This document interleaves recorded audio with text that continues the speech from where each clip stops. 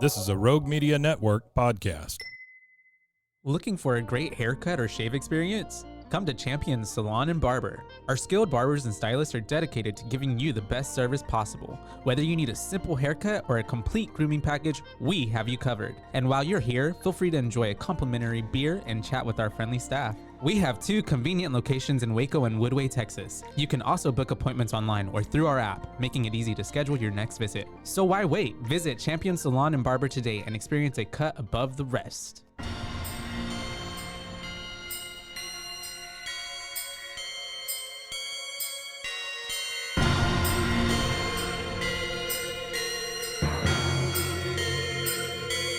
BooBaes.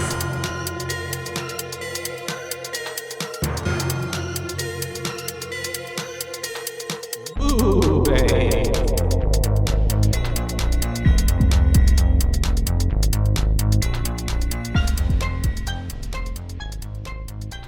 Hello, And hi, and welcome to BooBaes. BooBaes. That's right, we're your host. I'm Caitlin, And I'm Joshua. and today we're here to talk to you about some funny horror. I thought we'd switch it up a little bit. Yeah, Some deadpan horror very dead. or comedy. My bad, not horror. Deadpan. It is deadpan because they're all dead, and They're that's all horror, dead. isn't it? Yeah, But yeah, this is The Dead Don't Die. 2019, directed by Jim Jarmusch. Jarmusch. That's how it looks like. Yeah, Jarmusch is how I would have guessed, but I Mhm. wasn't 1000% sure. I only know because I looked him up and I actually watched a video of someone actually saying his name. Oh. So that's why I know it's Jarmusch. That makes sense. Mm-hmm. It's got a very star-loaded cast. We've got Bill Murray, Adam Driver, Tilda Swinton, Chloe Sevigny. Sevigny. I was like, I have no clue how to say her name. Danny Glover, Selena Gomez. So many people. Steve Buscemi. Yeah, Steve Buscemi is also in there. Iggy Pop apparently was in it. I don't remember seeing Iggy Pop. He was the zombie, the coffee zombie. Oh, okay. I didn't even recognize him. Yeah. Got it. Okay. Yeah. Yeah, definitely. Oh, and Rosie Perez was in it too. There's definitely a lot of people. Caleb Landry Jones from Get Out. Played Bobby, right? That was his Yep. name? Yeah. A very different character. Oh, yeah, for sure. Yeah, he did a good job. I didn't hate Bobby as much. Yeah. And then Austin Butler. Yeah, Elvis. Carol Kane. Where's She's Carol hila- Kane from? What is she from? Oh, she was in the thing that I remember her most from is The Unbreakable Kimmy Schmidt. Oh, yes. Mhm. Yes. She played her tenant or something? Yeah, the, The landlord. landlord. There you go. Okay, cool. Yeah, she's pretty funny. Yeah. Her part was pretty hilarious. Chardonnay. Not a hard, I guess probably maybe one of her easiest roles ever because she only had one line. Yep. Chardonnay. But honestly, I feel like that was probably one of the funnier parts of the whole movie. Yeah. But yeah, I guess we can dive right in. It starts off with get to my notes here. Cliff and Ronnie. Mhm. Cliff is Bill Murray and Ronnie is Adam Driver. And we're with the police car patrolling their police officers, and they're patrolling kind of an area, and they're going to investigate somewhat of Hermit Bob. Yeah, because Farmer Miller called in that his chickens were going missing. Yeah. And so he was blaming it on Bob, who's apparently living in the woods, and He's a hermit. Yeah. Yep. And so I like that his full name, Hermit Bob. Hermit Bob, yeah, nothing else. But I feel like it's kind of like every town has that one person that like everybody knows for one thing kind of situation, or in movies at least. I love how when they walk up, he was like, stealing a chicken, that's illegal, by the way. Yeah. Or against the law, by the way. And then he shoots at him, and he was like, that's also illegal. That was funny. Bill Murray does a really good job throughout the whole movie of just basically talking, and everything. It sounds like it could be a joke. Yeah. Yeah. And so they, like you said, come up on him and stuff. And basically Ronnie is like, should we do something about it? And he's just, and Cliff says, I've known him for a long time. Like, we're just going to leave it. Junior high. Yeah. Adam or Ronnie was like, well, that had to be like 50 years ago. Yeah. And he's like, yeah, it was. And so basically, I like as they walk off too. He goes, "Hey, Cliff, fuck you." uh-huh. That was funny too. And so he So weird. just lets him go because he's just like, he's never hurt anybody. So, and he apparently doesn't like Farmer Miller. He says he's an asshole. Yeah, which, as we can then see later, he kind of is. Farmer Miller is an asshole. And he's played by Steve Buscemi. Keep America white again. Oh, yeah. Or make America white again. Mm-hmm. Yeah. Definitely a like spoof of like a really staunch MAGA conservative type of farmer Republican persona. And so at this point, they're back in the cop car. We're going back to town, and that's when we get our song, right? The Dead Don't Die. Yep. It starts playing. They play it on the radio, and we get our title card. Yeah, that's right.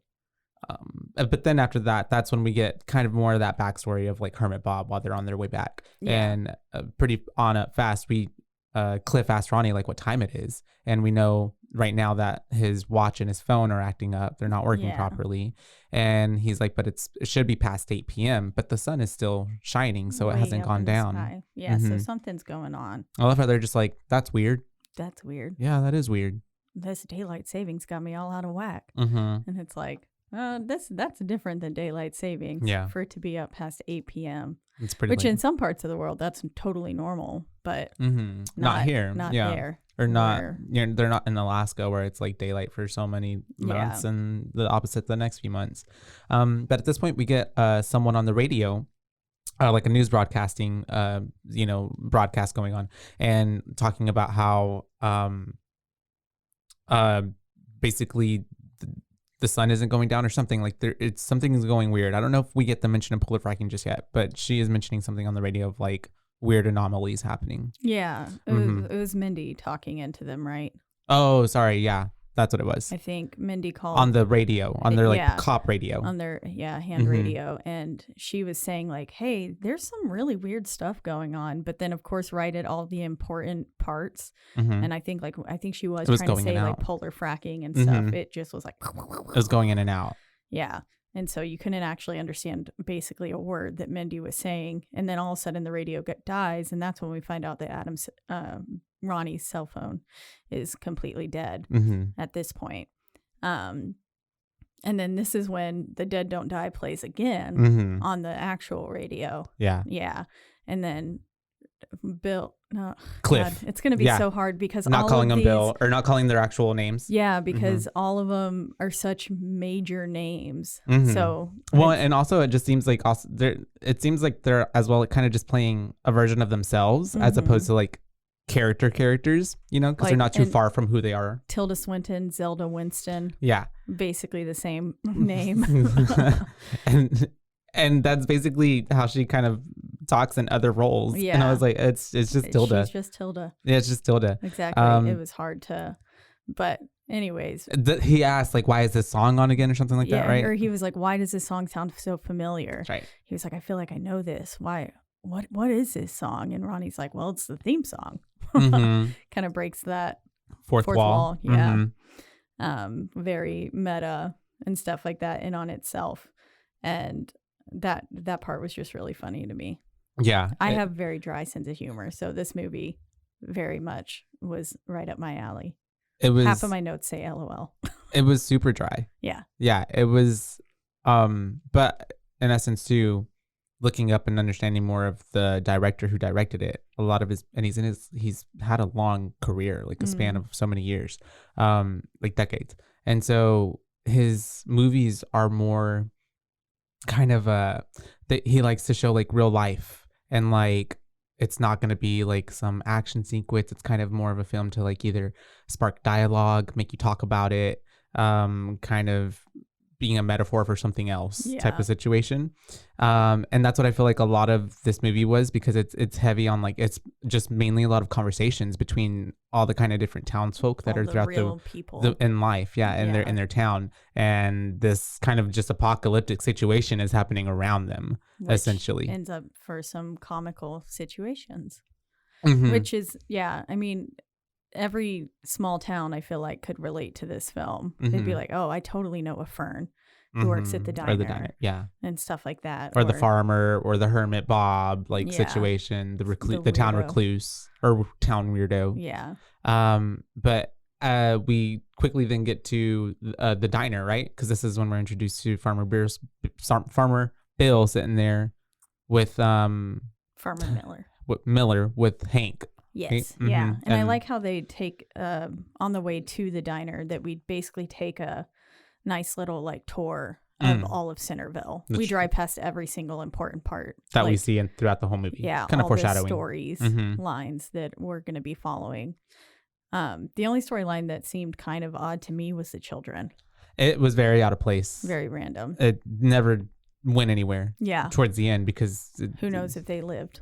We don't know. It never cut back to them. They don't escaped really ish, but like then it was just like, okay, yeah, that story's done.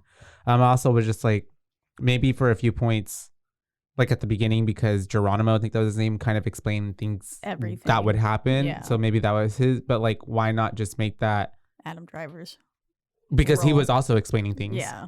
Or make Bobby.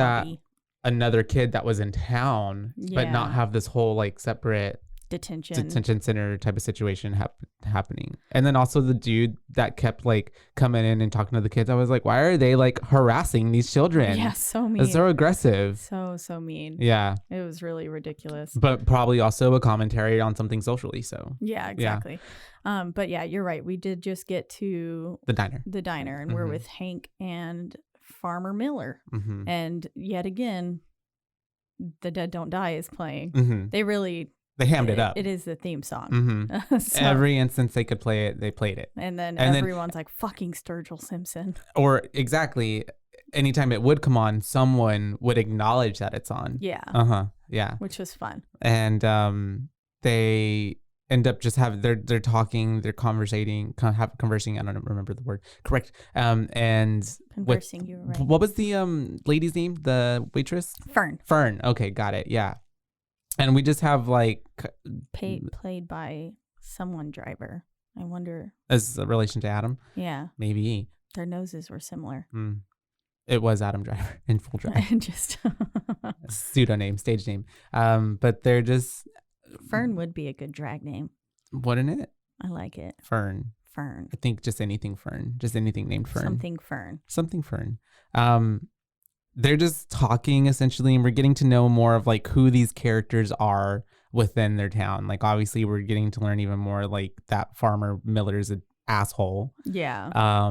And they're talking about what's getting reported on the radio station, right? Why do I keep feeling that happens a lot? Like we hear the radio and the news channel, it tells us if you don't understand that this is caused by the polar fracking, then you are seriously just stupid. You missed the point. Yeah, because they're hammering it at heavy. They're really trying to let you know there's no confusion whatsoever that it is the polar fracking throwing the earth off its axis, and then the people being like, that's total lies, blah, blah, blah.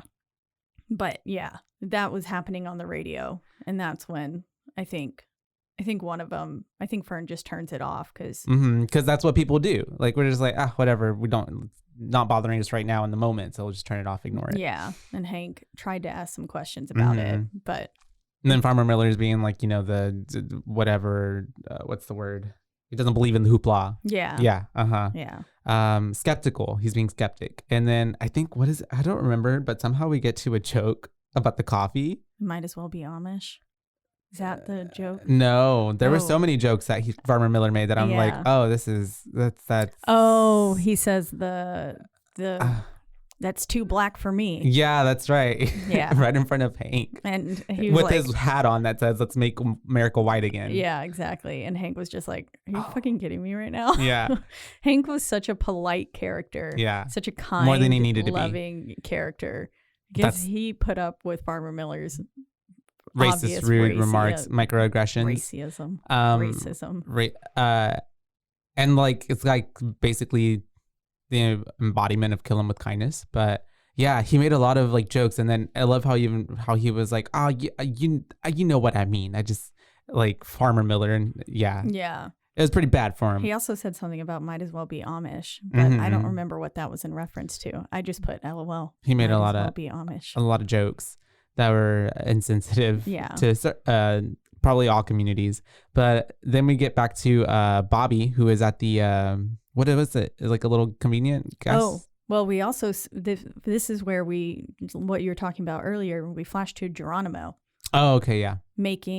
Basically spitting straight facts about, it's like this little blip where it goes then to the news station with the detention center kids. And Geronimo's basically explaining exactly what's going to happen in the movie. Yeah. And the polar racking through the world off its axis. That means that lunar tides are going to change, stuff like that. Basically everything we see in like plants won't grow, 2012 and all those kind of movies, like that deal with climate change and and we see major disasters happening. Pictures on the news and stuff too, with like hurricanes and tsunamis, and it's already happening globally. Stuff. Yeah, exactly. And he says it's basically going to cause mass calamity. But then we're back at Bobby's shop, and he is I just thought, it's the dude from Get Out. Yeah. I didn't, I'm going to be honest, I didn't recognize him. Oh, really? I knew I knew him from somewhere. I was like, why do I know this face? Is he? And then looking at the IMDb or looking at the cast list, once I saw his picture there, I was like, oh. Without all the long hair and stuff. And I was like, that's the guy from Get Out. But I did not recognize him for some reason in this film. He not as hateable as his other character. No, not at all. He was actually quite lovable in this one. I was really sad when Bobby and Hank. Yeah, because at this point I was like, no. He is. It's just kind of a social interaction between him and the FedEx or UPS driver. What? Whoops. Whoops. Is that what it was called? WUPS. Okay, I get it now. It's a joke. And they're just having a conversation about what's happening, and the dude is the carrier is telling him like, this is because the polar fracking and all that shit. End of the world. It's nigh, and kind of like the harbinger of death for this movie. Yeah. Essentially. Yeah. I was also sad when he died. Yeah. Whenever I saw him inside the thing, I was like, no. Yeah. Oh. Nobody made it though. I also kind of shipped him and Bobby. Oh, okay. Yeah. Yeah. Did you see it for them? I did. They're kind of gave a little bit of. Like Bobby, whenever the Whoops driver was leaving, I forgot his name. He was like, hey, like, tell me some wisdom and stuff. And like, just the way that he hesitated, I was like, love this man.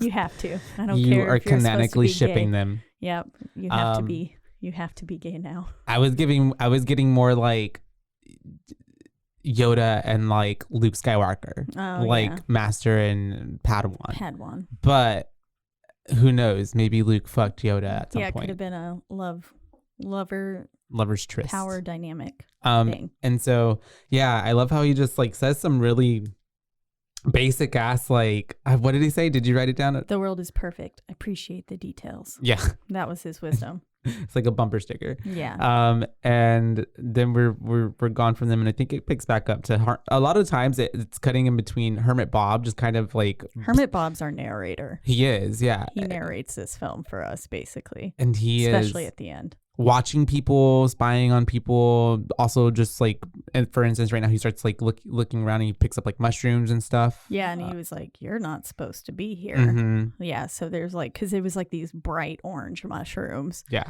that were growing, and he was just like, "This is weird." And this is where he looks at the ant pile, right, and says, "Yeah, the ants are." I don't know. I wrote it down at the end because he repeats it at the end, but I didn't write it down here. Well, it's that they're like doing something odd that they don't usually do or something like that. And I think he says something about the ants being reanimated as well. Oh, the dead ones. Which isn't that a thing? Dead ants reanimating or I don't know. That could just be something I dreamt. I've never zombie heard of that. Ants. There are zombie ants, but it's not like dead ants themselves. It's that they get parasites and they take over their brain. And I mean, they're basically that must be what it is. The ant is dead, but the parasite is using its body as basically like a car. Yeah. Just to get around. What's that one wasp that like gets in cockroaches' brains and melts their brains? Do you remember that one? I don't remember the name, but I know which one you're talking about. Yeah, Mhm. that's pretty wild too. I mean, just that, like even fishes, there are certain parasites that will go and swim into their mouths and they will latch themselves onto the tongue and essentially start digesting the tongue to where it goes away. And they then latch themselves onto the like nodule that's left and become essentially the tongue of the fish.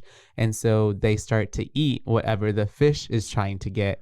And Wow. essentially the fish never eats, and And so it eventually starves it to dies death. out, and then they'll just plop off and go find another fish to latch onto and just eat whatever it starts eating. Poor fishy. Mm-hmm. That's very sad. Parasites, man, they'll do it. Yeah. And at this point, I love how this movie is jumping from character to character throughout the town, little small storylines essentially. And Yeah. I think we're going to the Moonlight Hotel now. We are. Uh-huh. And the guy, Daniel, Danny. I think his name. Yeah. Mm-hmm. And Danny like licks the fucking, he's like, here, kitties. Yeah. Giving him wet cat food and then licks the spoon. spoon and after. I was like, ugh. I cannot imagine licking. You never do that, Caitlin? No. Yeah, that's a bit gross. It's so stinky.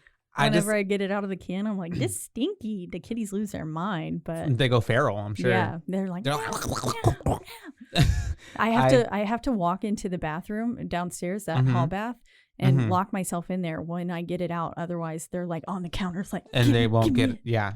And the same thing when I make my vegetarian tuna fish for myself. They smell that shit. Yeah, and they think it's real tuna, and I'm like, this isn't even real. They're super cute. I remember the one time I went over and you had these like tube snack stuff for them, or was it because they were still babies? They were eating that. I think that's what it was. Yeah, I mean, I do still give them tube snacks, the little tubes, and they were tubes, just like Go-Gurt.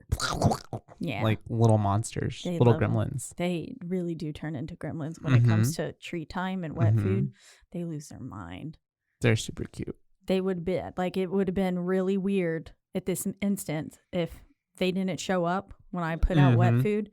I would have been Something's like, wrong, what the hell's going on? or they're getting into trouble. Yeah, Yeah, which is kind of what Danny and that's thought. what because they're He's not like, popping up. on? And Happen on. we already did understand, I think, from some earlier news reporter radio thing that the animals were acting weird. That's the current news report. That's the current one right now, right? Dan is watching it. And so Animals that's acting going on. wild, disappearing. And then it also cuts to Farmer Miller's house, and he's noticing that his cows are missing. Cows and all of his chickens now, not just one of them. Which it turns out that Hermit Bob did steal at least one chicken. Yeah. Because at the end when he was like, or maybe he just found it. Yeah. Like it ran off and he took like, well, you're mine now. You're my chicken Free now. game. Yeah. Farmer Miller's dead. And we see the cows running off because Hermit Bob is watching them, and they're going to like the forest. Like Yeah. literally, yeah. They're just weird spot for a cow, but they can probably sense some sort of danger and probably trying to hide. They're getting out of Dodge. Yeah. Must have been why all the animals were acting wild and stuff too. Yeah. Like thinking their fight or flight was on and they were on fight mode. It's like the Signs. Remember the movie Signs? When all the dogs were like peeing on themselves and like acting aggressive out of nowhere when they don't usually. Exactly. But we're cutting back to the station, I think. Yeah. Because at this point, this is where we get Mallory, which she had been there the whole time, right? Yeah, she was in there. Just kind of with the body sheet over her. Yeah. In one of the cells. And they can't do anything with her body because the morgue, they can't take her for like another 3 days or something like that, or over the weekend. Yeah, she needs to be transferred out of the county. Yeah. For some reason. And that county can't come get her because Zelda was ready to get her. Yeah. Zelda was like, let me have this body. But she wouldn't give it. They were like, no, That's she right. needs to be transferred out. So yeah. For some reason, though, she's just rotting in this jail cell. Yeah. It's small town stuff. I guess it's no ice chest or anything. Nope, just sitting out. And we picked this movie because it's a kind of a summertime movie. It's happening in the summer. And imagine the heat. Yeah, exactly. That body just this body's rotten. just bloating. And decomposition happens like rather quickly and immediately is what I'm trying to get at. So and in the heat too. Ugh, yeah. Had to be stinky. And so I think, what is it at this point? They leave to go check out because Mindy's there now, right? And we're getting introduced to Mindy. Yeah. Mm-hmm. Yeah, Mindy comes in. They're basically just having little chit chat back and forth. It's short of writing this movie's entire dialogue down. Yeah.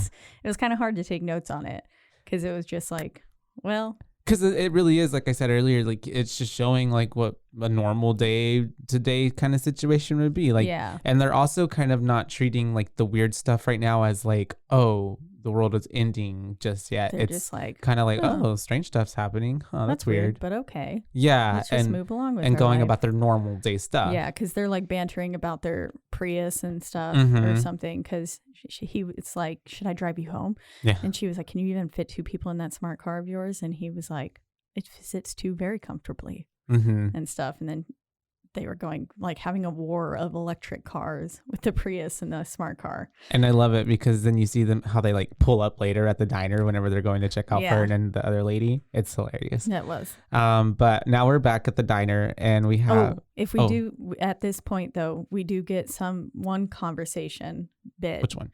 That Ronnie says, if you ask me, this whole thing is going to end badly. That's right. And then that pops up a lot. This was the second time he had mentioned it because he had mentioned it earlier in the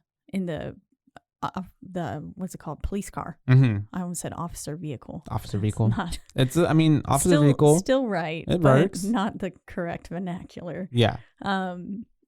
And he said it in there, and Cliff just kind of moved on from it. But this time, Cliff confronts him, and he's like, "What do you mean?" And he's like, "I don't know. It's just a strong feeling."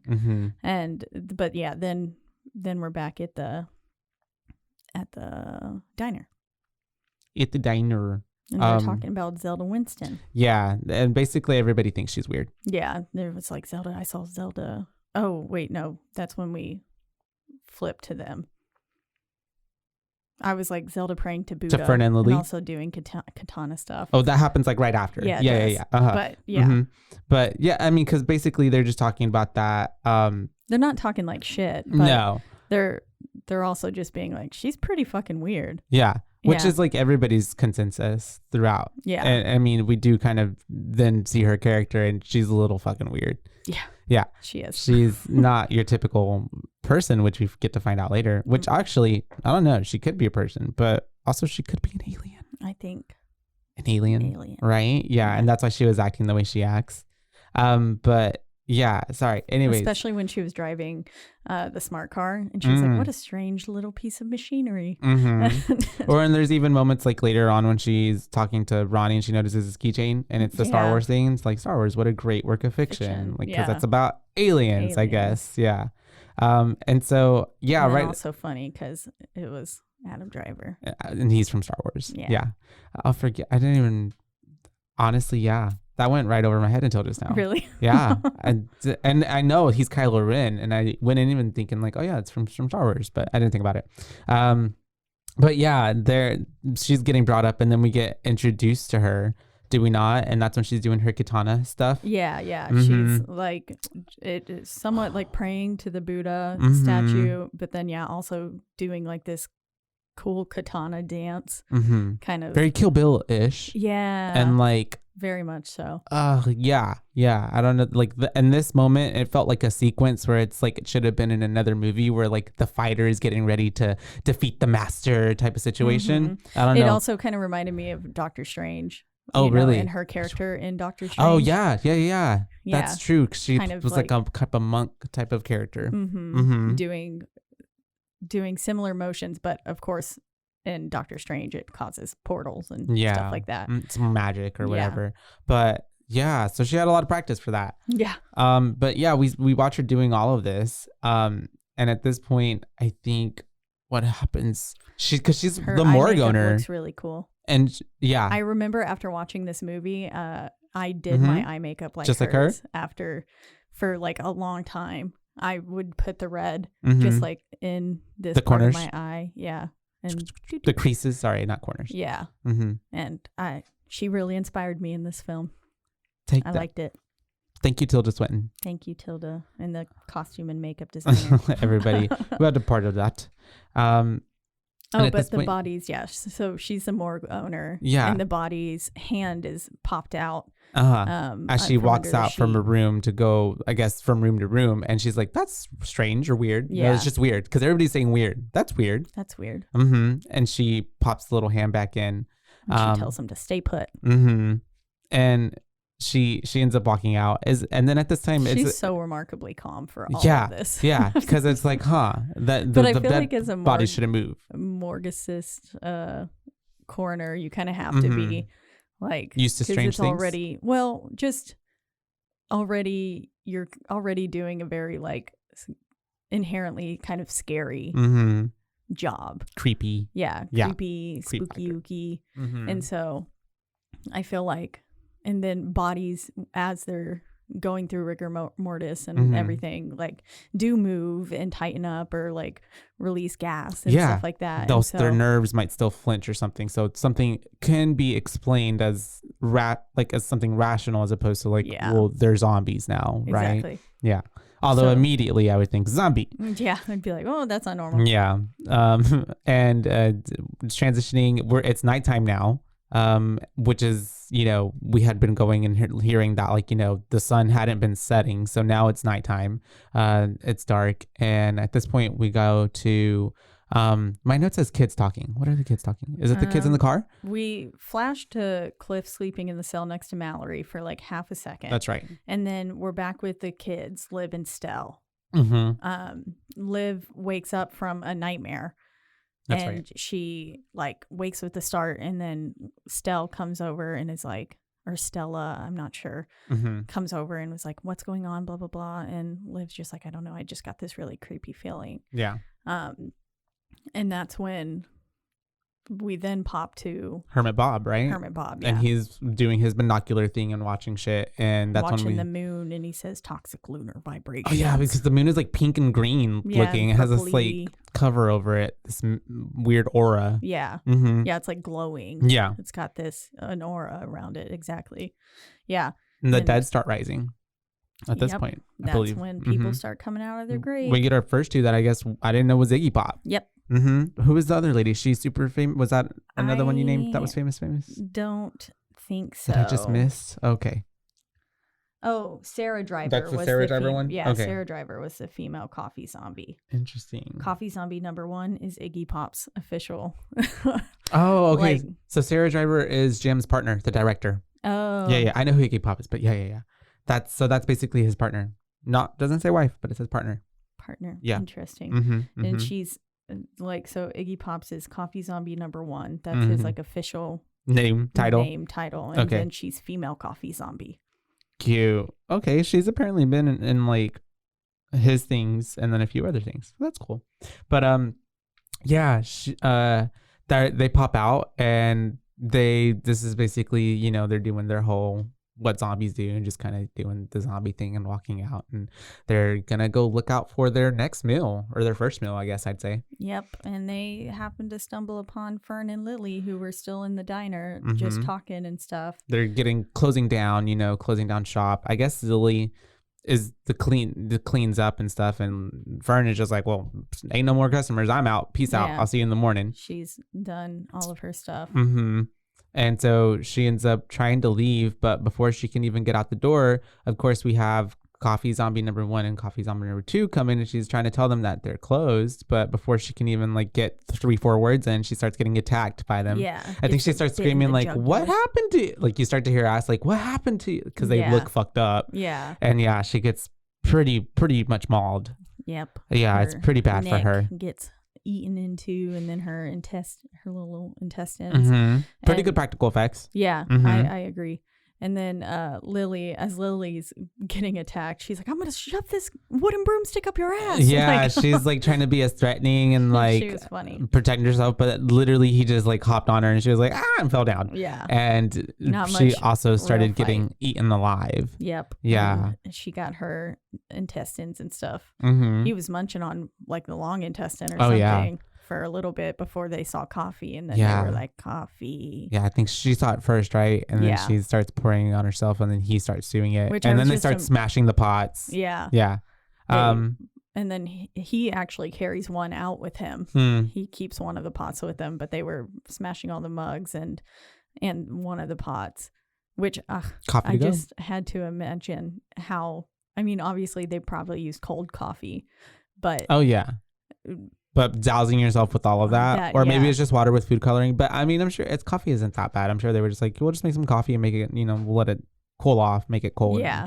But I imagine room temperature, maybe. that this coffee was actually hot, like supposed to be hot for the film's purpose. That's true. Yeah. Like dead. The zombies are throwing hot ass coffee on themselves. Yeah. And I was like, just probably scalding their skin so they don't even know. But they don't feel it. They don't feel it. And so Fern and Lily gone, kaput. They're dead. And DED dead. And then it's the next morning already. I guess the sun came up. I don't know. But at this point, they end up going to check the diner out because they get a call that shit's going down at the diner. Yep, from Hank. Hank waits. That's up, right. And he Cliff. Yeah, that's right. And he was like, is it already 10:06 or whatever, something like that. So the timing, the light and stuff was, again, off. Throwing everybody's schedule off. Yeah. And Hank was like, I woke up early. I thought, I'd go get some breakfast before I start getting my stuff done. And you need to get down here. It's awful. It looks like a mess, essentially. And so they go to check it out. And I love how Cliff is the first one to get there. And he goes inside. We see the bodies. And he walks out. And he's like, well, what do you think did that? Was it a wild animal? Several wild animals, literally, and the way that it's repeated like 4 times is my favorite. Well, because then how it's funny how I almost called him Adam, Ronnie and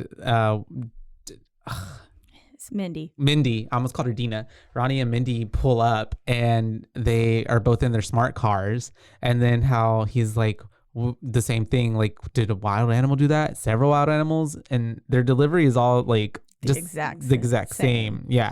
So it's I also perfect. Love how he walked in and goes, oh, yuck. It's so completely like monotone, just like, oh yeah, yuck. That's Icky. it. Very much that. Yeah. His new ick was unlocked because he says yuck multiple times and throughout it too. Every time he gets like close to a zombie, he's like, yuck. Yeah. And I think yuck is just such a funny word. I don't know why. It sounds very like a little kid, like icky, ooey. Yeah, a little childish maybe. Yuck. Yeah, because you would expect an adult or something to be like, oh shit. Or say other words than just yuck. Yeah. Because maybe that's a scene where it's like kind of should bring more out of you than just yuck. Yeah. It seems also a little bit like not empathetical, like, oh, that's gross. Who's going to clean that up? Yeah. You know what I mean? Get this out of here. For real. I would like to order some coffee, please. For real. Where's Fern? Oh, shit. She's on the floor. She's dead. That's right. Literally. Get a new Fern.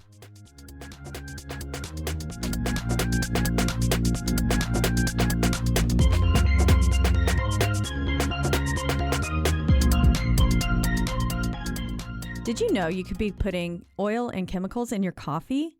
I love coffee creamer, but I don't think I've ever turned the bottle around to actually see what's inside. When I did, I found out many of my favorite creamers contain ingredients I would never intentionally add to my coffee cup, like canola oil, dipotassium phosphate, and artificial flavors.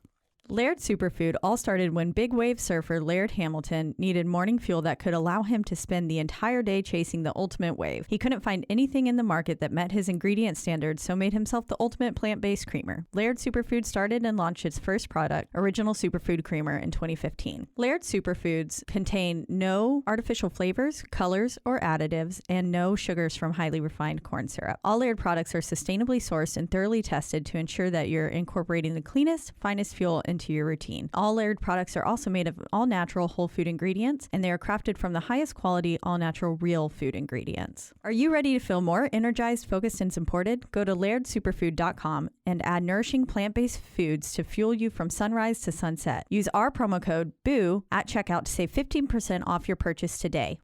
I love smoothies, but I don't love smoothie bar prices. With my BlendJet 2 portable blender, I can make smoothie bar quality beverages for a fraction of the price. BlendJet 2 is portable, so you can blend up a smoothie at work, a protein shake at the gym, or even a margarita on the beach. It's small enough to fit in a cup holder, but powerful enough to blast through tough ingredients like ice and frozen fruit with ease. BlendJet 2 is whisper quiet, so you can make your morning smoothie without waking the whole house. Lasts for 15 plus blends and recharges quickly via USB-C. Best of all, BlendJet 2 cleans itself. Just blend water with a drop of soap and you're good to go. There are also over 30 plus colors to choose from. I myself chose black because it matches the color of my soul. What are you waiting for? Go to blendjet.com and grab yours today. And be sure to use the promo code BOO12 to get 12% off your order and free 2-day shipping. No other portable blender on the market comes close to this quality, power, and innovation of the BlendJet 2. They guarantee you'll love it or your money back. Blend anytime, anywhere with the BlendJet 2 portable blender. Go to blendjet.com and use the code BOO12 to get 12% off your order and free 2-day shipping. Shop today and get the best deal ever.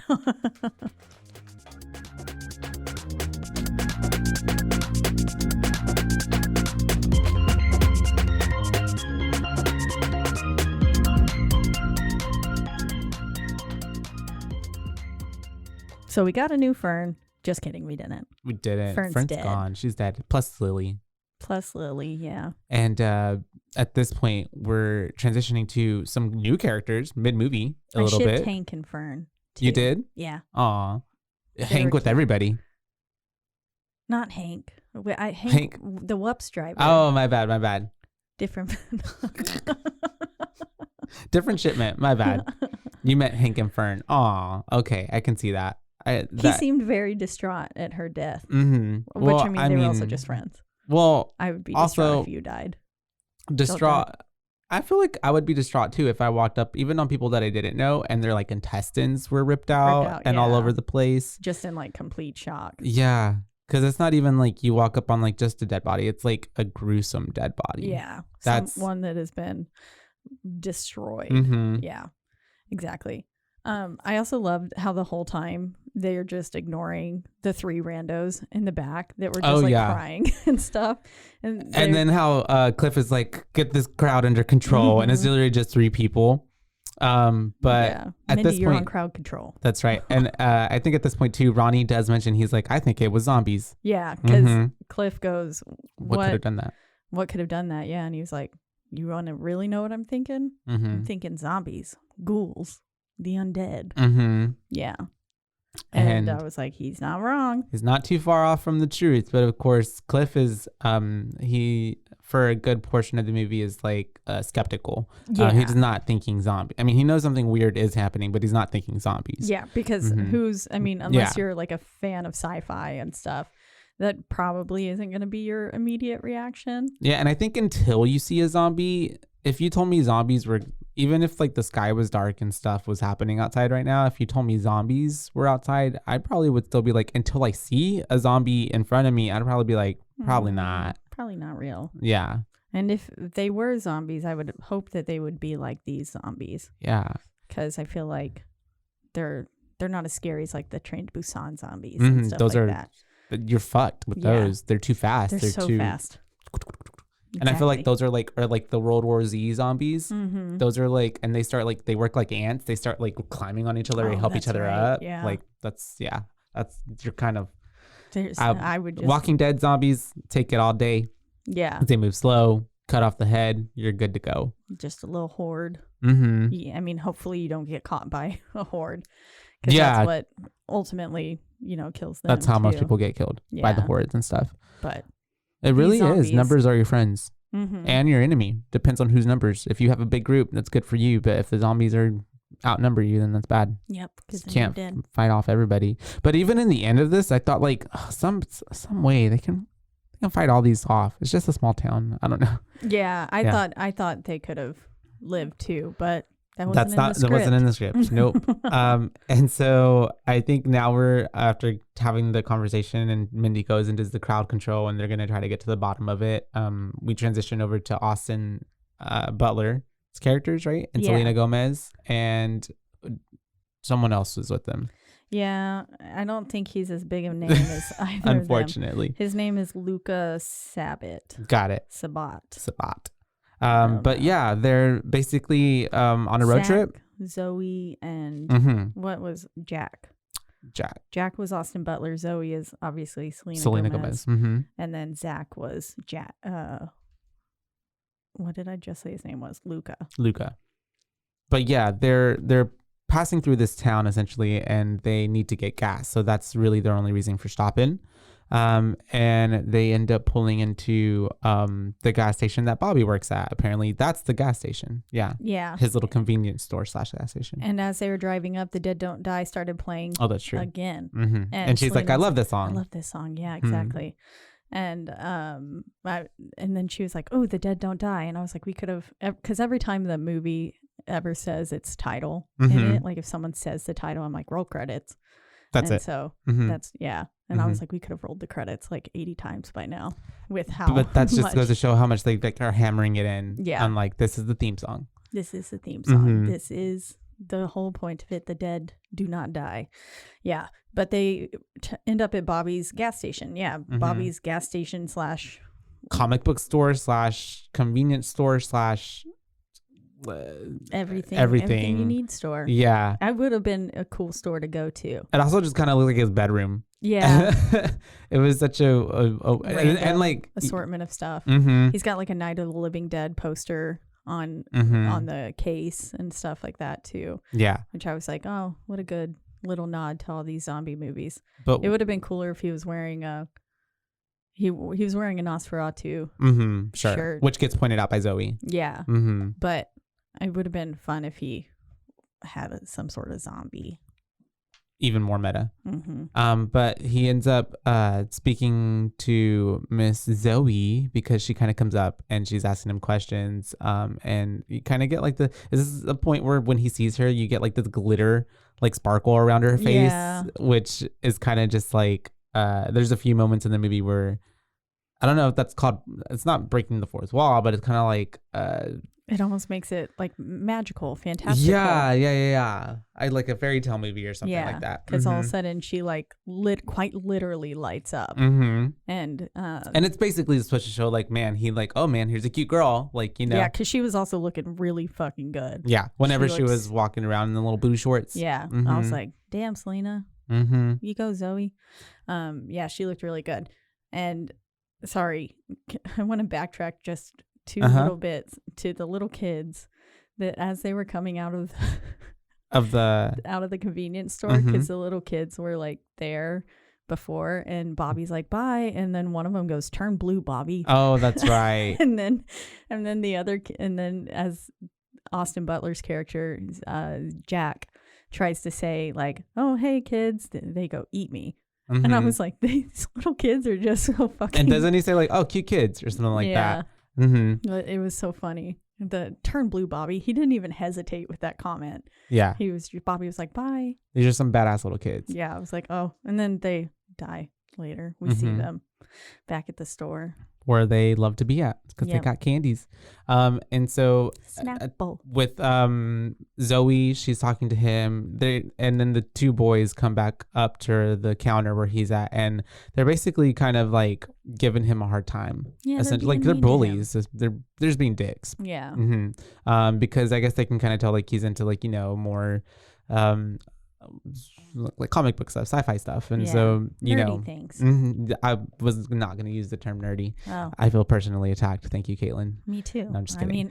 But yes, nerdy things, and so they're being dicks, and so does she ask him about the motel, or they just end up at the motel? Is that what it is? Yeah, she does ask him about the motel, and he was like, yeah, we've got one. It's kind of like an old school vibe, and then that's when the guy goes like, oh, like in Psycho with these little bungalows, and he was like, the Bates Motel in Psycho was not these little bungalows, separated bungalows.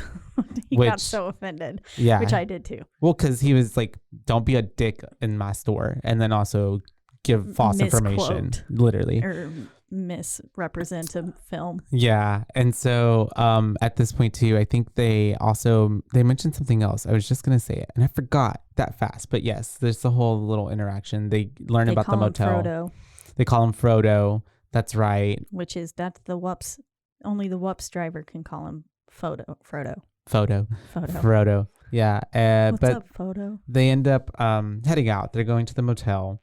And at this point, do they end up bumping into Ronnie and Cliff right before going in? Because he's talking to Danny, right? Yes, but before that, we bump back to Zelda going to the police department. Oh, that's right. And this is really like maybe not an important scene, but we get Zelda coming in and asking Mindy if her and the physically attractive one are dating, which would be Ronnie. Yeah, asking about Ronnie and Mindy. And I love how Zelda also uses their full names. She's like Officer Minerva something, and she's like, you can just call me Mindy. Yeah. And then Mindy also called Zelda by her last name, Miss Winston. She was like, you can call me Zelda, but then she uses everyone's full name, which it was funny to me. I don't know why. The whole movie is funny to you, Caitlin. You've mentioned it 100 times. I like it. Or you said it was 100. What did you say earlier?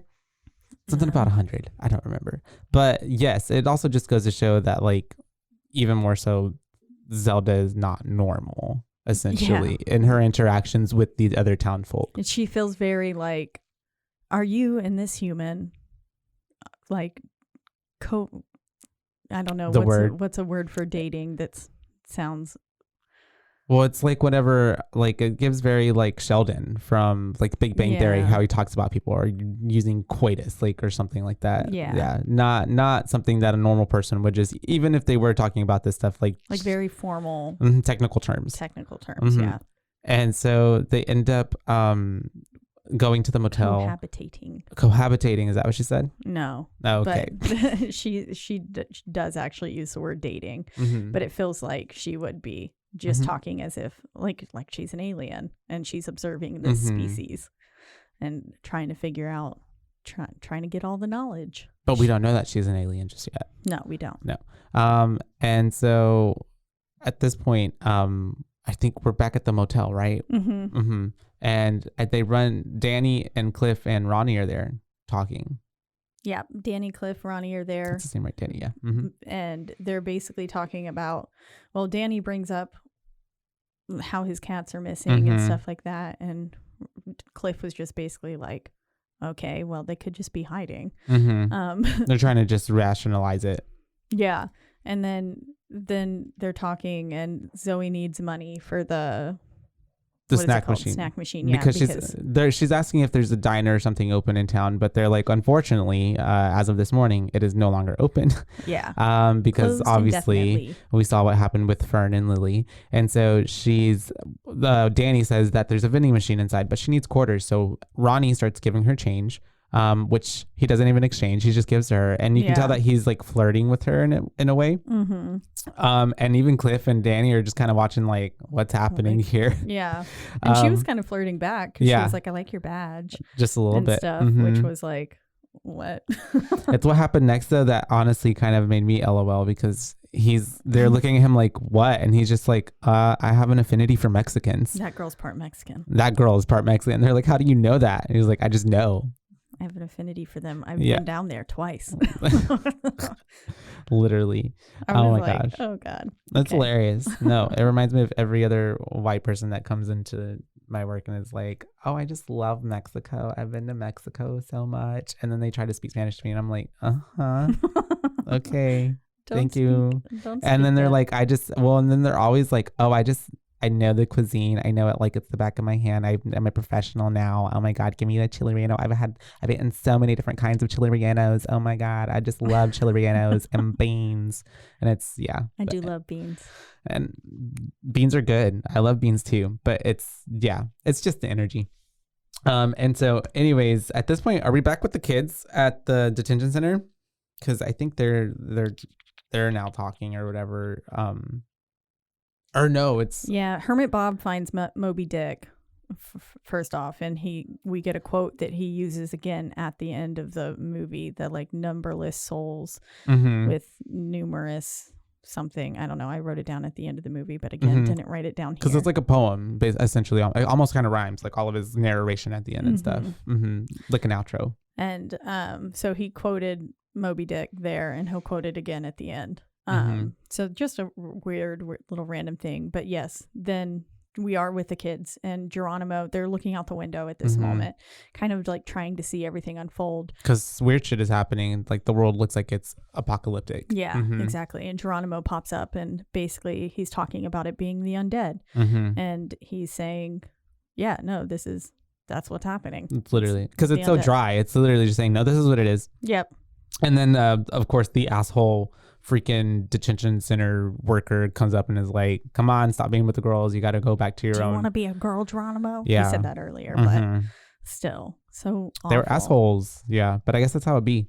And so we're probably back with Cliff and Ronnie, because they're actually going to check out like the cemetery to see if, you know, their suspicions are true. And yeah, we have them catching and looking on all these open graves. Yep. Cliff literally falls into one of the holes. And I love how he kind of he's still skeptical at this point. He didn't feel like he still believed it. Yeah. And I was like, yo, you literally just fell in a grave, but okay. Like to him, there's still something like rational. And this is another point where Adam goes, this isn't going to end well. Nope. Yep. And I think even Hermit Bob follows them after and goes to the graves too to check out what they were looking at. Looking at the holes now. And he was like, God damn it, ghouls, full on flesh-eating zombie shit. No question. Yeah. Yeah. Definitely calling it as it is. And at this point, I think what's his face? Cliff and Ronnie, they're talking, and they're I think this is where we get the conversation of like how you like deal with zombies, right? Because he's telling him like cut off. We get this like said so many times throughout the movie. Cut off the head. Make sure to kill the head. Only way to kill the dead is to kill the head. Yeah. Which is pretty much true in all zombie movies. I feel like they all follow that same. Or double tap, at least. You have to like, or the brain, right? Yeah. That's what it is. Got to do something in the brain, because the brain's what's reanimating them. I also love how I just keep wanting to call him Adam. Ronnie. I love how Ronnie was like, so are we going to keep on informing people? Because we just passed Farmer Miller's house. And Cliff goes, fuck Farmer Miller. Yeah. I was like, we're not letting him know shit. Yeah. And then he was like, but he is a civilian of this town. Yeah. And he was like, fine, we'll have Mindy call him. Yeah. Let him know. But we're not going to his fucking house. That was a funny tidbit to me. Everybody hates Farmer Miller. Yeah, they do. And so, like they were talking about what they're going to do. And then at this point, it transitions over to Zoe and Zach and what's the other boy's name? Zoe, Zach, and Jack. Zach and Jack just rhymes too much. But yeah, they're watching the news, and they're also kind of figuring out like, oh shit, like some serious stuff is going down. And this is on the news. I love how yet again it goes, it looked like an attack by wild animals. Or maybe several wild animals. Yeah, that's the Rosie Perez character. Yeah, she's pretty. I love her delivery. It's really funny. Yeah. And at this point, what's his name? Danny. He's outside, and he's trying to still look for his cats. And I love how the more zombies start like popping up, and they start to see the marquee and like the lights for the motel. And they're right behind him, and they're just like, free cable. And he turns around, he's like, yeah, free cable. And before he can even, finish the sentence, he starts getting attacked by them. So it's just like how the ones from earlier were talking about like the hot coffee, and they're like free cable. It's trying to like, do show the thread line where we learn later that like they all start to basically essentially. They're drawn to what they were in life. Doing what they were before they died. Yeah. Yeah. And at this point, we're back with Cliff and Ronnie, and they go back to the station where Mindy is at. And this is where we get Miss Chardonnay. What's her name again? Mallory? Mallory, yes. Mallory is her name in this film. Yeah, she just gets up, and she's all of a sudden standing there, because they were having a very matter-of-fact conversation where Ronnie was just delivering everything like, well, this is what it is. This is what's happening. And then I love how even Mindy was like, but the people on the radio, and they're saying that that's not true. And he just looked at her like, Are you serious right now, Mindy? Yeah. And then all of a sudden, yeah, Mallory's standing up, and they're like, what the fuck? And she goes, Chardonnay. I love how they're just like, did she just say Chardonnay? Shit. Did she just say that? And Cliff is like, yup. That's exactly what she said. Because even whenever earlier, he was like, Cliff was talking over her body. Yeah, even in death, you still smell like Chardonnay. Yeah. So this woman had an affinity for Chardonnay. Yes. And so that's all she keeps saying. And it's funny because Cliff wants to like try to take care of it. So he tries to shoot her, but he misses like 3 times, even though she's right in front of him. Yeah. And so I love how Ronnie's like, it's okay, I'll take care of it. And he starts like hacking. Where did he get the machete from? Well, they just came in from the tool store. The tool store. Okay. So they had all of and that's what they were speaking so matter-of-factly about, because Mindy was like, why do we even need all this? Yeah. What is this for? And he was like, well, there's zombies out there. So blah, blah, blah. We need this. And so, yeah, that's where he got the machete from. But it wasn't a very sharp machete. No, because it took him like 5-7 hacks to like chop her head off. And then when he did, like all of this ash and like decay, I don't know, started like popping out of her body. It looked like when you a mist. Poke a little fungus. Yeah, like an onion, like a mushroom spore. Yeah, I was about to say onion spore. But they knock her head off and her head rolls on the floor and she's still saying Chardonnay, which really freaks Mindy out. Yeah, she just screams. Yeah. Mindy does not handle this well. No, she is definitely the character in a movie that like is freaking out at times 1000%. Yes. Throughout the whole movie. She's never really chill. No. And so at this point, after they knock her head off, they're still trying to like think about like what the fuck we're gonna do. But Zelda ends up like walking through the streets and like killing all these zombies with her sword, her katana, and like they're watching her do it. And she comes up to the station, and this is when they're like trying to figure out what to do next. And she's flirting with what's his face? Ronnie. And then even between that, I think it cut to the farmer with the zombies because they end up knocking at his door.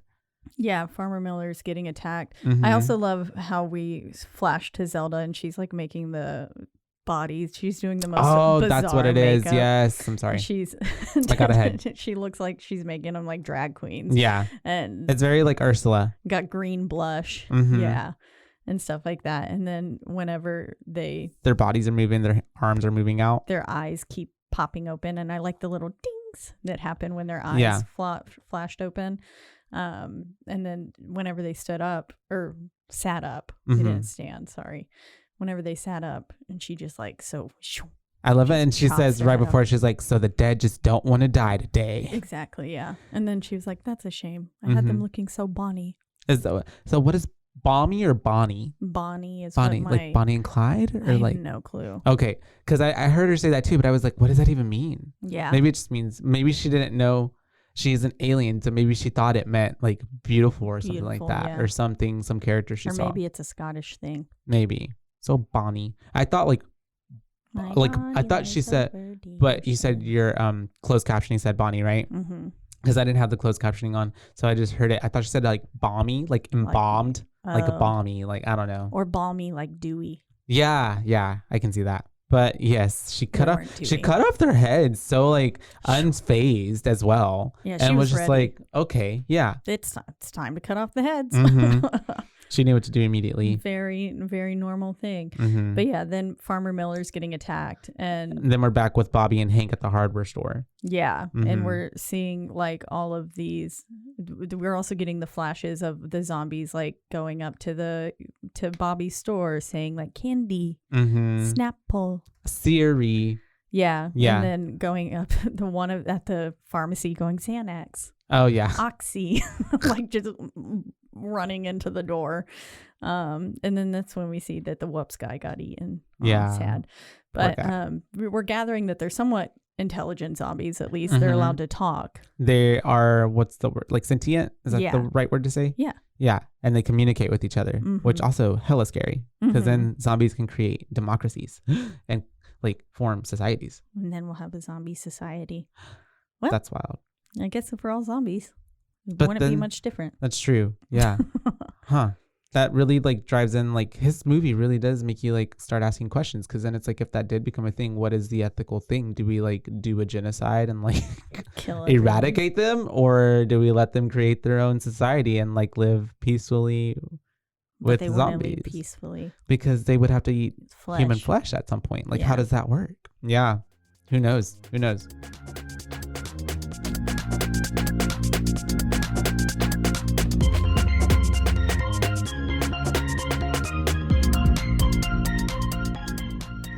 Did you know that dehydration is the leading cause of daytime fatigue? I was shocked to learn that even mild dehydration can cause headaches, muscle weakness, and brain fog. But luckily, there's a solution. Cure! Cure Hydration is an oral rehydration solution that contains the perfect balance of electrolytes and glucose to help your body absorb water and rehydrate quickly. The formula is made with all natural ingredients like coconut water, powder, and pink Himalayan salt, and is free from artificial flavors, sweeteners, and preservatives. Cure Hydration is vegan, gluten-free, and non-GMO, making it a great option for anyone with dietary restrictions or preferences. The packets are convenient and easy to use. Just mix with water and drink. They're perfect for on the go, travel, or anytime you need a quick and effective hydration boost. Hydration is more than just drinking water. That's what Lauren Picasso, a lifelong endurance athlete, discovered as she struggled to stay hydrated no matter how much water she drank. Lauren founded Cure, a science-backed electrolyte drink mix to make hydrating easy for everyone. Cure believes that hydration should be simple and effective, but also clean and natural. That's why they use only the highest quality plant-based ingredients and avoid any artificial or harmful additives. They're committed to transparency and honesty. All of their ingredients are clearly listed on their website and packaging, and they're always happy to answer any questions or concerns. Ready to combat dehydration? Try Cure today and feel the difference for yourself. Use code BOO for 20% off your order. Are you tired of the same old boring puzzles? Mix things up with Wongo puzzles. Each puzzle is a custom design with intricate patterns and whimsical shapes that will keep you engaged for hours. Plus, their eco-friendly materials and commitment to sustainability make Wongo puzzles a guilt-free way to unwind. Wongo puzzles are 100% wooden puzzles, meaning they'll last forever. Each piece is hand-drawn, so no two pieces are the same, and you'll discover some fun, whimsy pieces as you work through it. They come in a custom wooden box, which is perfect for storage and gifting. With stunning design and unique shapes, Wongo puzzles are a cut above the rest. So what are you waiting for? Go to wongopuzzles.com and pick your puzzle today. And be sure to use the promo code BOO and get 10% off of your order. This is the most fun you've had with the puzzle guaranteed or your money back. Go to Wongo, WONGO, puzzles.com and use the code BOO to get 10% off your order and get puzzling right now. Wongo.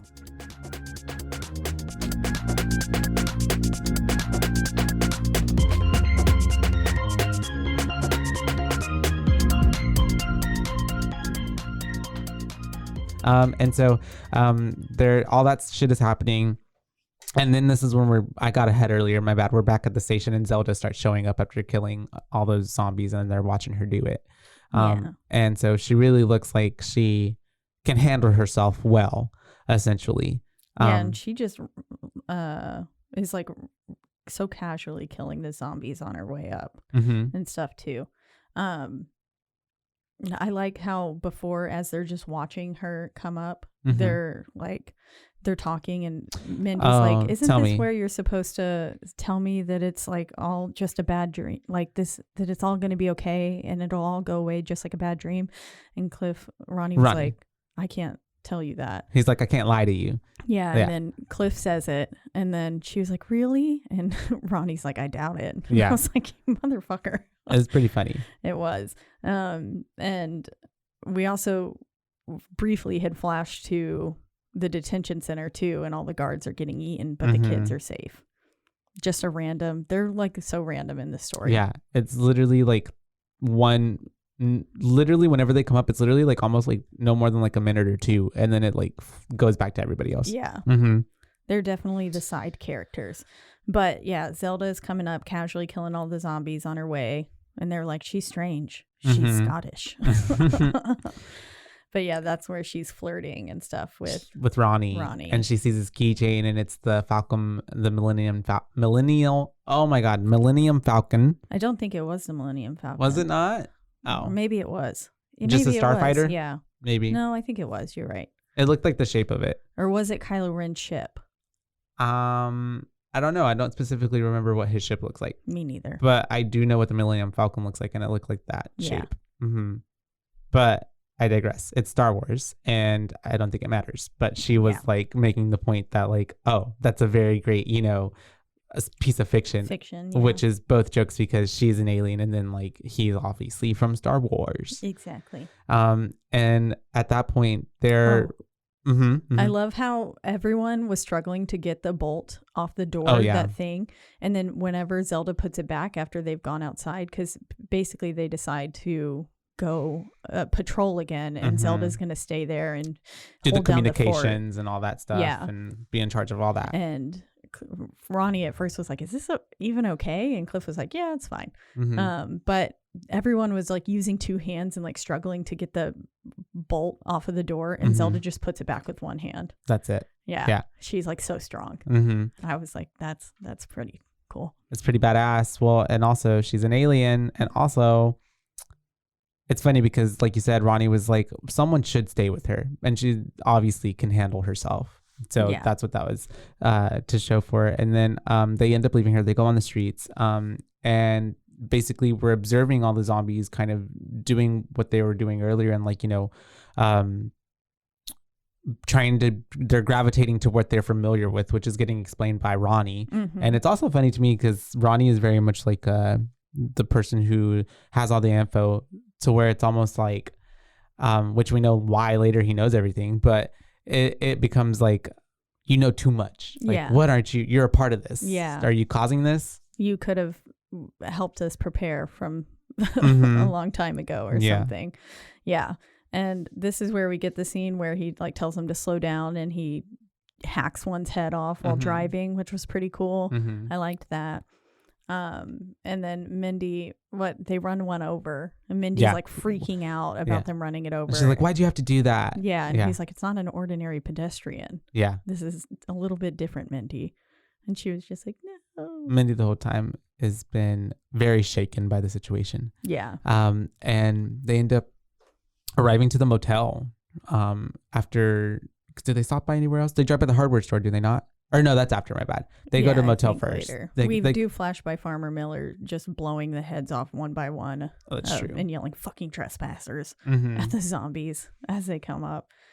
And which I feel like, I wonder if he even realized they were zombies at that point, or if he was just shooting them because they were trespassing. When he shot that one at the door, he was like, well, that was fucking weird. Yeah, that's true. Yeah.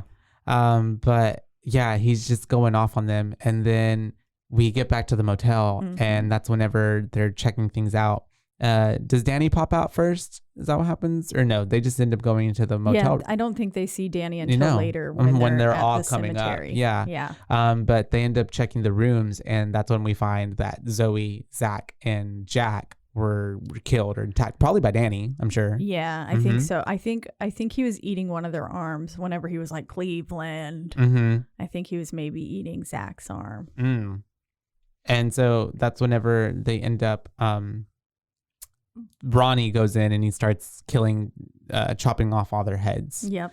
And Mindy again is like, why are you doing that? They're just dead. And he was like, for now. Yeah, they're dead hipsters. They're going to reanimate. And he's just like holding Selena's head up by her hair. Yep. I loved how he stopped right before her too to pick up the Sturgill Simpson CD. Yeah. And he was like, oh, Sturgill Simpson. And it was like, boy, like, you haven't heard this song enough. He loves it. He loves it. He loves it. In honor of Selena too, because Zoe, because her character loved the song as well. Yep. So much that she spent $12 for a CD that had one track. One track only.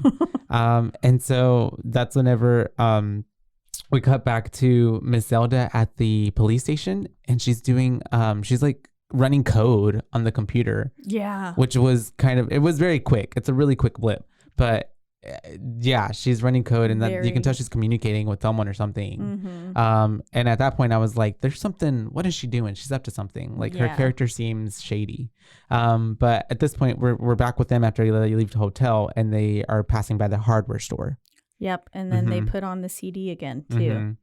And at this point we find out that Bobby and Hank are in the hardware store. Yeah, right? They were like, Bobby and Hank are in there. Do you think we should go get them? And they're like, no. Yeah. Basically because they started attracting attention of some of the other ones. That's right, yeah. And Mindy was like, please just drive. Get out of here. But yeah, and then that's when it cuts to them in there, and they're hiding out, and they have the front of the thing boarded up, right? But then we start hearing pounding on the back of the store. Yeah, they're getting swarmed. And basically, they break through that back door, and you can just only assume, you can hope that they fought their way out. Because you see them shoot one, and then Hank tries to get another with like some shears. Yeah. but then needs Bobby's help, and then it cuts away from them. But there was a lot of zombies coming through that door. There was at least 12 or something. It was a big little swarm of them, and big little swarm of them. Big little swarm. And now, big little swarm. But yeah, they are fighting and they're doing their best, but it cuts away from them, and then that's whenever we get back with the children, the whatchamacallit, I don't know what's called, the detainees, I just call them preteens, the children. Yeah. I called the Zoe and them the teens. The teens, okay. And then these were the children. Okay, gotcha. We're back with the children at this point, this is where they're trying to escape, is it not? Yeah, they're trying to get out because obviously, like we saw earlier, all of the workers and stuff were getting attacked and killed. And they make it out. They do. Then we flash to Farmer Miller getting eaten. Yeah, through the lens of Hermit Bob. Yeah. Yeah, through Hermit Bob's eyes, and he was like, basically like good riddance, and then he was like, "This is good chicken." He's eating like a chicken leg, or something. Which is where we saw where one of Miller's chickens ended up.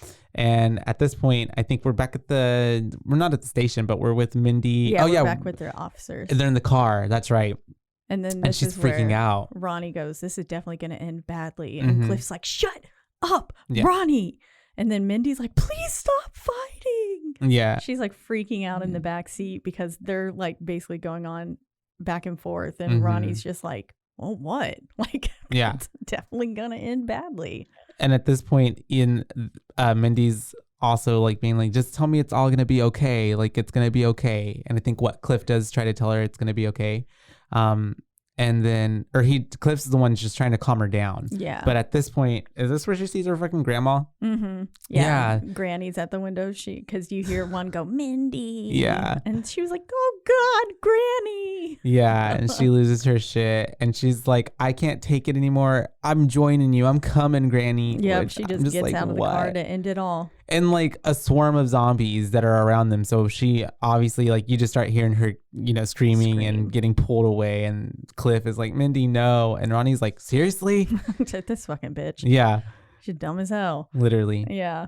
And then this is where we get Zelda driving the smart car. And she's like, "What an odd piece of little machinery." Because she left their station. She's leaving. And she ends up in that smart car pulling up to a zombie girl who's just like, Fashion. She's like a fashion zombie, I guess. Yeah.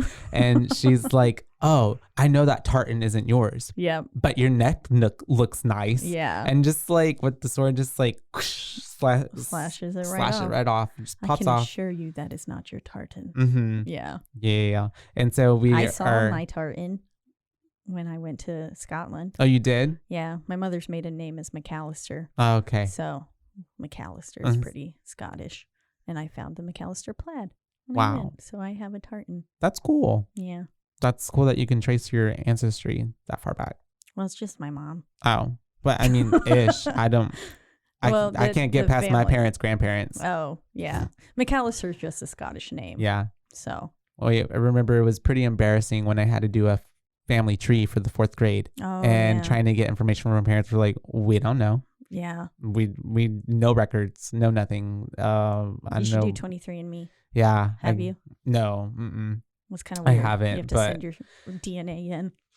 I guess, but also I feel like I don't know. Like, I don't really care to like know what percentage of whatever it would be. It would be way more interesting if the 23andMe could tell me like your grandmother was this person, your grandfather was that one person. You know what I mean? Like, that's what I need. Like, I don't even have names of people. Yeah. Like, it's just like, we don't know. Yeah. Yeah. I know I had a great grandma Mac. Great grandma Mac? Yep, great grandma. On your mom's side? Mac. Yeah. Yeah, that's wild. But also, back to the movie, Ronnie and Cliff are stuck in the car, obviously, because there's all these zombies hoarding around them. They're just like driving really slowly, essentially, trying to get through it. And at this point, Ronnie is saying again, like, "I know this is going to end all badly." And Cliff is finally like fed up with it. And he's like, why do you keep saying that? How did you know? You've been saying that all day. Since the beginning, you've been saying it. And Ronnie's like, "Well, do you really want to know?" And I felt Cliff is just like, "Yeah, I'm asking you. I really, really want to know." And he's like, "Well, it's because I read the script." Yep. And then Cliff was like, "What?" Yeah. And he was like, yeah, Jim, what's the... Jim, the director? Yeah, Jim. He was like, Jarmusch. Jim gave me the whole script. And Cliff was like, what the fuck? Like, I've done so much for that guy, and I was only given our scenes. Yeah. And he was like, so offended, personally, just like, what the hell? Yeah. And he's like basically in the dark of what was supposed to happen, and Ronnie or Adam because at this point it's weird because it's not breaking the fourth wall, but is kind of breaking the fourth wall, because it's like, are these the actors that we know that are playing these characters, or is it just some random actors playing these characters in this movie? You know what I mean? Exactly. Not actually them themselves. But Cliff is just like, damn, well, I'll be damned, essentially. And that's whenever I think they see the fucking flying saucer pops up. Yeah, they're trying to drive, and whatever, they start to see a flying saucer pop up, and that's whenever it was cutting in between Zelda showing up at the cemetery and walking into them through the zombies, and they're not even attacking her. Yeah, they're parting for her, and she's going right to the center, and that flying saucer comes and abducts her. Just beams her right up. And at first I thought, oh, maybe she's taking the zombies with her or something like that, but no, it just takes her herself. Yep, and then it goes right off. So, yeah. I can assume that coding was her calling for help. Yeah, that's what I was getting, and that she was like, I'm bouncing out. This earth is doomed right now. Yeah. We can't terraform here anymore. Yeah. Literally. And so she ends up leaving, and I love how Ronnie and Cliff are like, did you see that? Like, what the fuck was that? What I'm seeing? And then what Cliff says, is that in the script? And he was like, no, it wasn't in mine. Yeah. Not in the one I read. Yeah. And they were like, I knew there was something unusual about her. And so at this point, after she gets beamed up, they're just like sitting there, and Cliff is like, well, how does it end? And then Ronnie's like, badly. But we got to give it our best shot. Exactly. That's pretty much it. And so Hermit Bob is, at this point, is that when the narration takes over? Yes. Yeah. Yeah. Mm-hmm. Hermit Bob's like, Cliff and little Ronnie, warriors among the dead. And then he says zombies, remnants of the materialistic people. And he's narrating, and basically this is the quote from Melville, the nameless miseries of the numberless mortals. Mm-hmm. And it's all these like poetic sentences that he's just saying back to back while we're watching Ronnie, but whenever Hank does come up, and Cliff decides to let him live. He's like, I can't do it, Hank. Just please. And I love how try Hank to take care of is yourself. polite even in death. He just waves, and he's like, okay. Yeah. I was like, he's so pure because through and through. All the townspeople that we've seen throughout the whole film are now walking up on them, and they're having to basically kill them all off. We have, Frank. We have Bobby. We had a granny, Cliff's granny. I love how Cliff did not hesitate though to kill Granny. Was it his granny? I think it was his granny. Oh, okay. or Mindy's. Maybe Mindy's granny. It might have been Mindy's granny then. Yeah, it was someone's granny. But then he lets Frank say hi to Grandpa. But then he lets Frank go, and then Hank go. He does kill Frank. That's he goes, right. Fuck you, Frank. You reap what you sow. And he blows his head right off. Wait, the farmer Miller. Yeah. Miller. My bad. I put an F where an H should have been. No, I think his name is Frank. I think it's Frank Miller. Oh, okay, gotcha. And then he lets Hank go. Yeah. Go. Too many inks, and then Mindy pops up and he kills her. Ronnie kills. They just end up her right dead. They end up getting surrounded by all the zombies. Yep. Mm-hmm. And this is where we get Hermit Bob saying the dead just don't want to die today. Mm-hmm. Reanimated and jacked up just like those ants. It's the end of the world. And he goes, this is the sad end of Cliff and Ronnie. What a fucked up world. Yeah. And then the movie ends. And that's it. And that's 2019's The Dead Don't Die. The dead don't die. Is that how it goes? Same as you and I. Something like that. Do you have any fun facts for this one? I do, but how about you tell me your boo rating first? No, let's do the fun facts. Okay. Fun facts now. Fun facts now. My fingers keep hitting all the wrong buttons. It's okay. I'll get to it. I'll tell you trivia. What. Okay. Oh, there's a trivia. That's where I get my fun facts from. Okay. The giant ant hills are real, and they were an accidental discovery while filming Hermit Bob in the Woods. Jim liked them so much he added the scene and the dialogue spontaneously. Oh, well, those were some really fucking massive ant hills. Yeah. I thought they were just... It looked more like termite. Yeah, like domes, mounds. Yeah, whatever those are called. They were huge. when oh, that's so fun. Okay, Someone I love actually this. died on set. And there was a real zombie. No, I'm just kidding. Yes. When the three cops were driving down the road toward the cemetery, Adam Driver's character leans out the window with a machete to cut off the head of one particular zombie. The zombie is dressed in the same clothes and with the same hair as Bill Murray's character in the 2009 Zombieland. Oh, okay, I get it. Yeah. Which? Oh wow, yeah. Bill Murray was in 2 zombie movies. Now that I think about it, he was in Zombieland. It's Bill freaking Murray. Yeah, I'm glad he got a bigger role in this part than just like getting axed off. But zombie in that role, it's pretty funny. Yeah, it was. According to Jim Jarmusch, Iggy Pop asked him prior to shooting what the backstory for his zombie character was, and Jarmusch explained he and his girlfriend were killed on his motorcycle in 1973 after leaving a Blue Oyster Cult concert. Iggy Pop actually performed with Blue Oyster Cult and Kiss in 1973. Oh wow. The singer of the film's theme song, Sturgill Simpson, has a cameo as the zombie with the guitar. Oh really? Yep.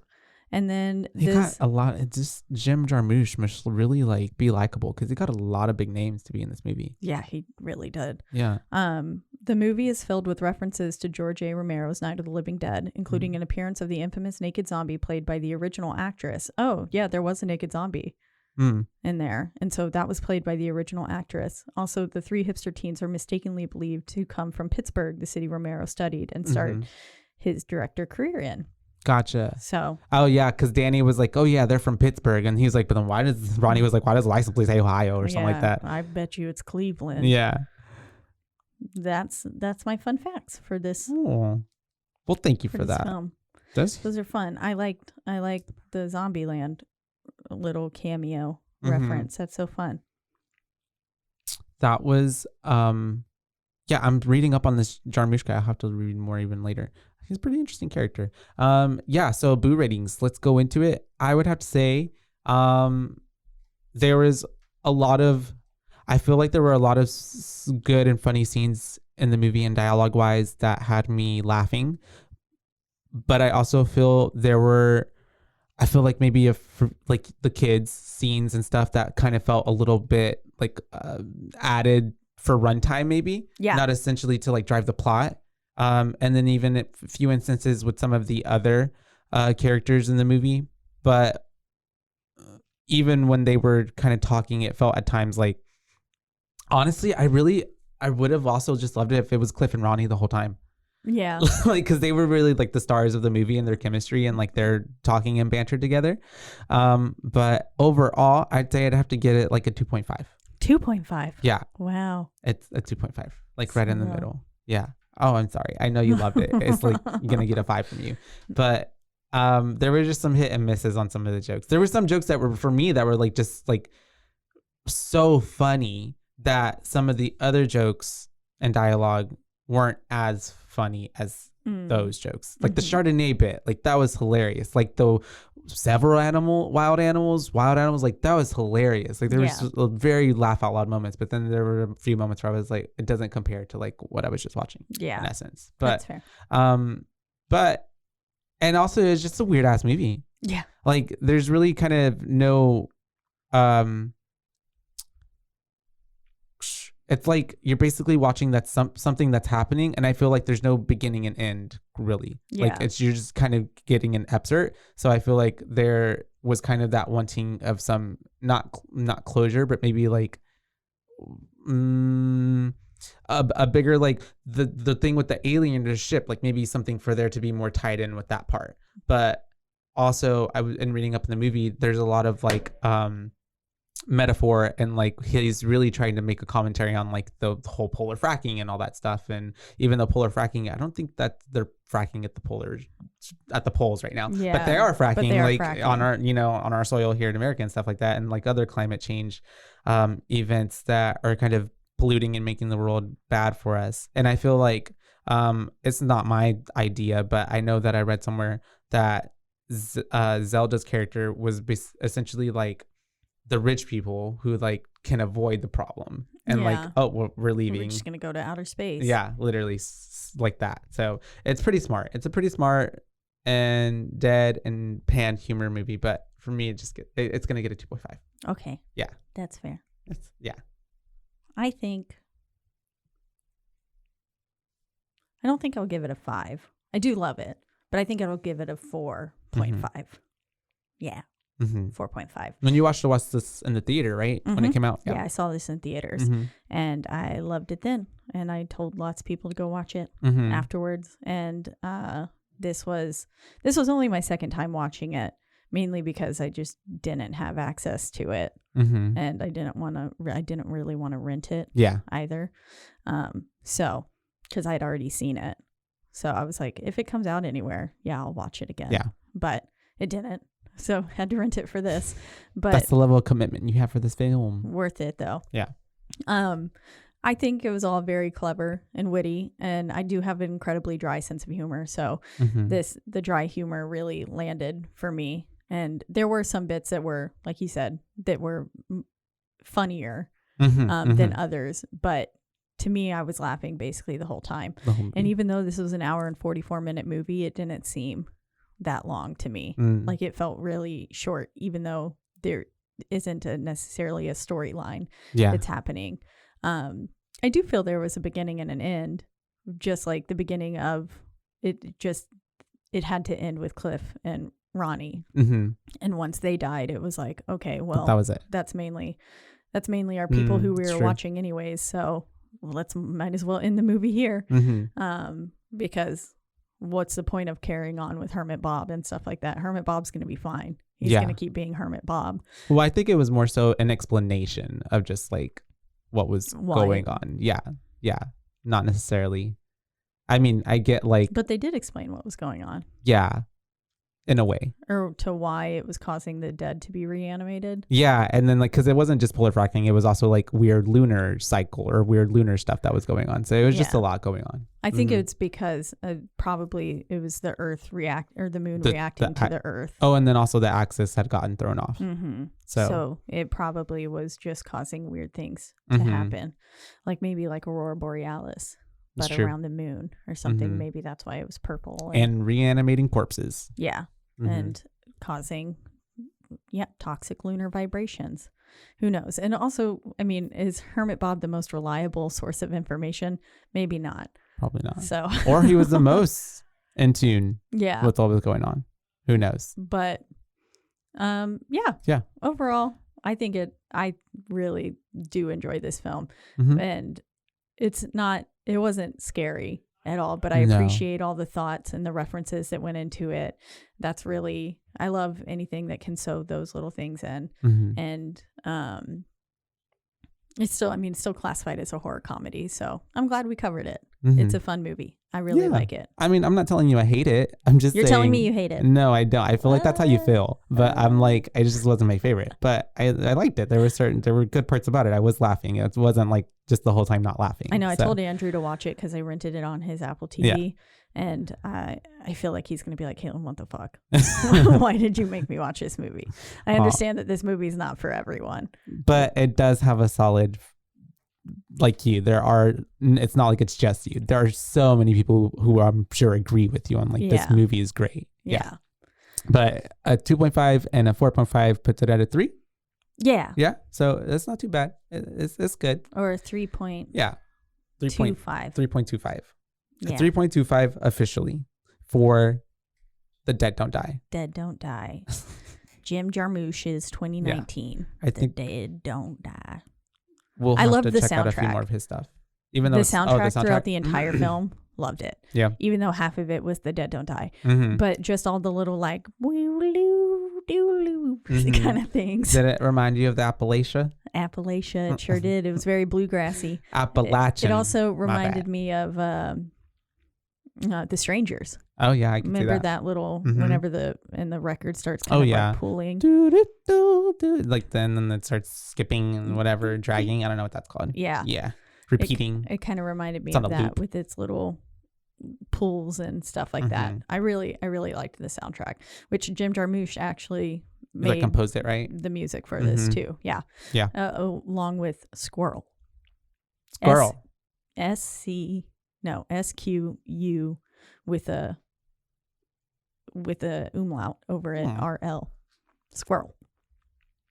I can't. That all just went over my head, but I'll try. Yeah. But yeah, well, that's really cool. That's awesome. Yeah. Anyways, I forgot to mention that. This was the soundtrack last week is what threw me off. And this week I really appreciated it. So that's good. I guess maybe also because there wasn't necessarily a whole big overarching plot storyline, super meta, metaphorical storyline to get into, but so there's no really driving the plot. It just was all well placed. I barely noticed it, but when I did notice it, I thought, or like the really dings, or like the little glitter thing. Mm-hmm. Yeah, the little sound effects were fun. Mm-hmm. I liked it. But as always, we are in the lovely Rogue Media Network studio. That's right. They take great care of us, and you can listen to us or any of the other amazing podcasts on this network at roguemedianetwork.com. That's right. And if you would also like to listen on the two biggest platforms, that would be Apple and also Spotify. Mm-hmm. But wherever you do listen, don't forget to rate, review, like, and subscribe. That's right, because that's the only way we can get ahead in this world. And also word of mouth. Tell your friends. Mm-hmm. Tell everyone. Tell your cats. Tell your zombies. Tell your zombies. Yeah. Tell them. And, whenever you die and become a zombie, you just say BooBaes. Or yourself. Yeah, exactly. BooBaes. We'll just have to engrave it into everybody's brain. Yeah, exactly.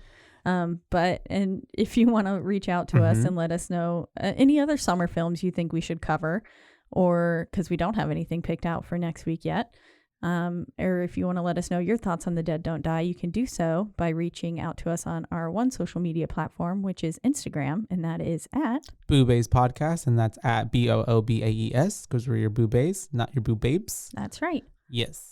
And until next time, you guys. The dead don't die. The dead don't die. Bye, Baes. Don't want to die today. Bye, Baes.